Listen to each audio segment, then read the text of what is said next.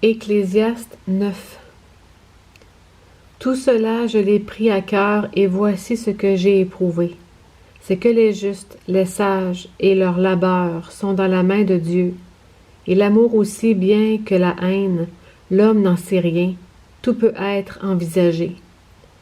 Tout arrive également à tous, même sort pour le juste et pour le méchant, pour celui qui est bon et pur, et pour celui qui est impur, pour celui qui offre un sacrifice et pour celui qui n'offre point de sacrifice.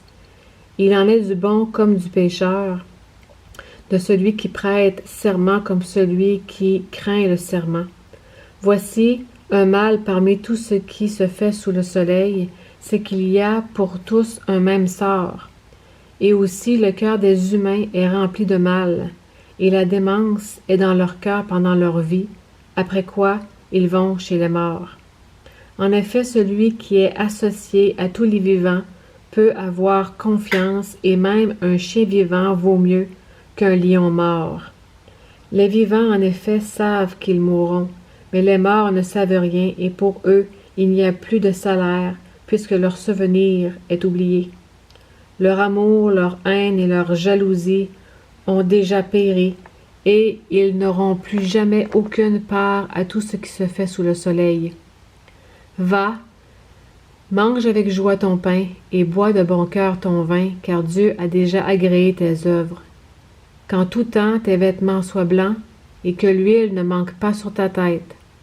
Jouis de la vie avec la femme que tu aimes, pendant tous les jours de la vaine existence que Dieu t'a donnée sous le soleil, pendant tous tes jours de vanité, car c'est ta part dans la vie au milieu de la peine que tu te donnes sous le soleil. Tout ce que ta main trouve à faire avec ta force, fais-le, car il n'y a ni activité ni raison, ni science, ni sagesse dans le séjour des morts où tu vas. J'ai encore vu sous le soleil que la course n'est pas aux plus agiles, ni la guerre aux plus vaillants, ni le pain aux plus sages, ni la richesse aux plus intelligents, ni la faveur aux plus savants, car les circonstances bonnes ou mauvaises surviennent pour eux tous. L'homme ne connaît pas plus son heure que les poissons qui sont pris au filet néfaste, ou que les oiseaux qui sont pris au piège. Comme eux, les humains sont enlacés à l'heure néfaste qui s'abat sur eux tout à coup. J'ai aussi vu sous le soleil cet exemple de sagesse qui m'a paru remarquable. Il y avait une petite ville avec avec peu d'hommes. Un roi puissant marcha sur elle, l'investit et construisit comme elle de vastes retranchements. Il s'y trouvait un homme pauvre et sage qui aurait pu délivrer la ville par sa sagesse, et personne ne s'est souvenu de cet homme pauvre. J'ai dit, la sagesse vaut mieux que la vaillance. Cependant, la sagesse du pauvre est méprisée, et ses paroles ne sont point écoutées. Les paroles des sages, écoutées dans le calme, valent mieux que le cri de celui qui domine parmi les insensés. La sagesse vaut mieux que les armes de combat, mais un seul pécheur anéantit beaucoup de bien. Chapitre 10.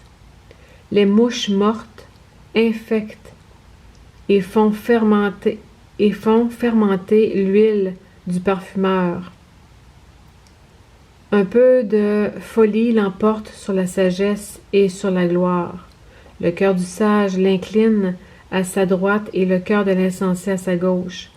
Quand l'insensé marche dans un chemin, le sens lui manque, et il dit de chacun « Voilà un insensé ». Si l'esprit de celui qui domine s'élève contre toi, ne quitte pas ta place, car le calme évite de grands péchés.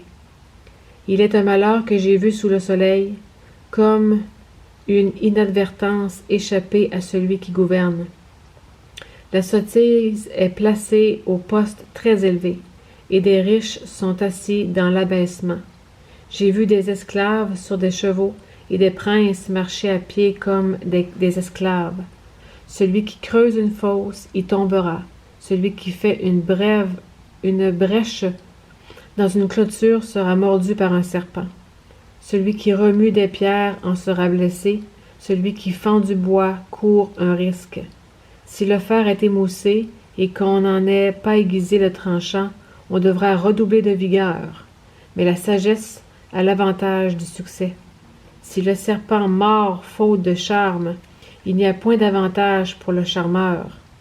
Les paroles de la bouche du sage sont pleines de grâce, mais les lèvres de l'insensé causent sa perte.